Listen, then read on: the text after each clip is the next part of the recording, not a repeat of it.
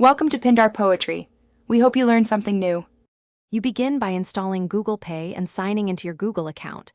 Make sure your device has a secure lock screen so payments are authorized. Once installed, open the app and tap Add Payment Method to scan or enter your card details, or link your bank using instant verification. You need to accept terms and enable permissions for NFC if you plan to tap to pay.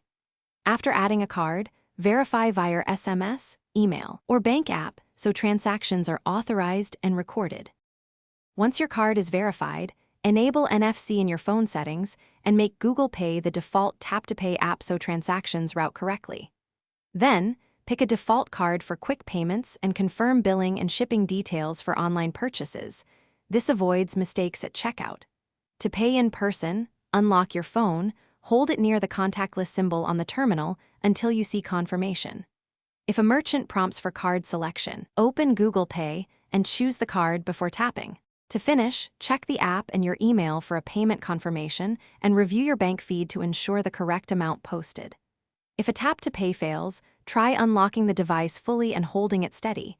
If still unsuccessful, use the terminal's chip slot or enter card details manually. If errors continue, clear Google Pay cache, sign out and back in, or remove and re-add the card. And if needed, contact your bank to verify the card is enabled for mobile payments. Thanks for watching. Consider subscribing if we helped you.